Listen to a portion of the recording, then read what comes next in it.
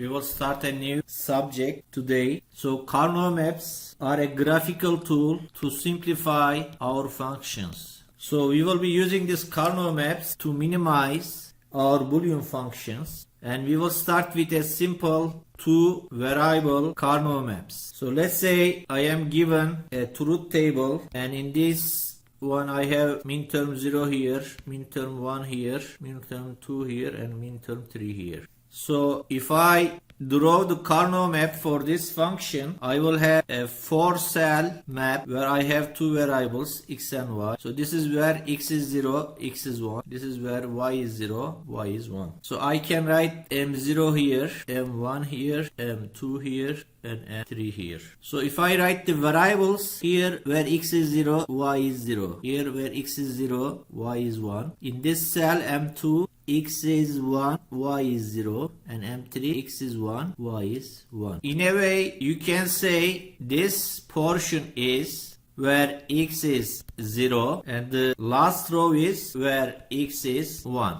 Let's look at the columns. So the first column, this is where y is equal to 0, and the right column is where y is equal to 1. So these are important because we will be using these rows and columns to simplify our functions. So let's do a Karnaugh map for f equal to xy function. So since we have two variables, I will be drawing my two variable Karnaugh map. So this is x, y, 0, 1, 0, 1. So in this case, so if you write the truth table for this, so we have 0, 0, 0 and 1 here. So in the Karnaugh map, I will be putting 0 here, 0 here, 0 here, and 1 here. So this is my Karnaugh map for this f is equal to x and y function. So in this case, since this f function is already simplified, so this is the simplest you can get. We cannot simplify it further, but this is how we will be representing a function in Karnaugh map. So this one is given by x is 1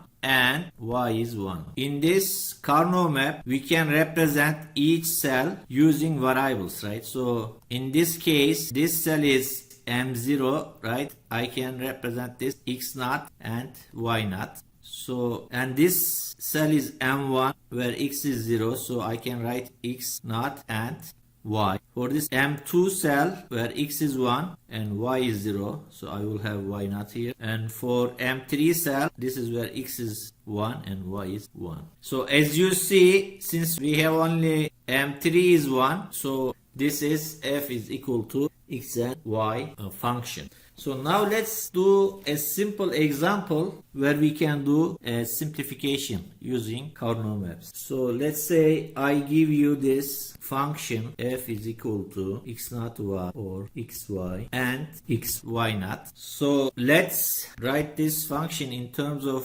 minterms. So this is minterm 1, so this is minterm 3, and then we have minterm 2. So if I do the Karnaugh map for this, so I write my variables here, x and y. So this row is where x is 0, this row is where x is 1, and this column is where y is 0 and y is 1. So that's right, this is m0, this is m1, this is m2, and this is m3. So from my function, I see I have a 0 here, and 1 here, 1 here, and 1 here, right? So I have 3 ones in this two variable Karnaugh map. So in the Karnaugh map, if I would like to simplify a function, I need the group ones, right? So I need the group neighboring ones. So we start from the largest group,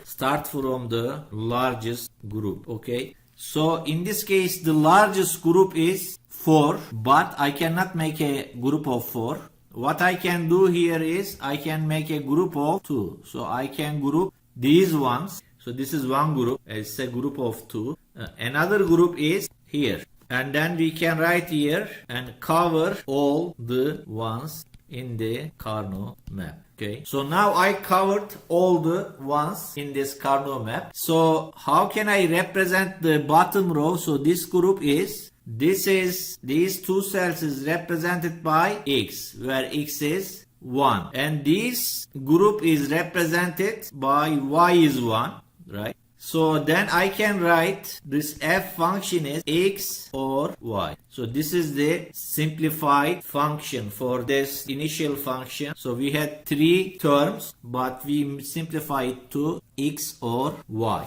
So how did we achieve this? By grouping. So how does this grouping help us to simplify? So let's try to learn the logic behind the Karnaugh map. This was our original Karnaugh map 0, 1, 1, 1. So what we did, we grouped these two cells, right? So what is the variables or what is the terms for this cell? So for this one, this term was x naught and y, and for the bottom one, so for this one, the term was x and y. So what we did, we grouped these two. So this is, in a way, I have x naught and y, or x and y. So when we do the grouping, let's write this like this. So grouping means we take out this y, and then what we are left, x naught or x. Right, so what is this? This is 1. So what I am left with is y. So this column, these two ones, I represented with a y. So actually we did this operation by just doing a grouping here, right? So grouping is just helping us to shorten our simplification process. Instead of doing all these Boolean operations, where in this case we take out these two terms into y parentheses, and we are left with inside the parentheses x naught or x, which is 1 here as you see, and then what we are left with is y, and this is what we have written here as well. So similarly, if you look at the bottom row, so we got this and we did a grouping here, right? This term was x and y naught, and this term was x and y. So I grouped these two, right? So in a way, so I did this. So I take out the x, and what I am left with inside the parentheses, y naught or y. So this is 1. So what I am left with is a x. So this group can be represented by x. So what I have left is x or y in this example.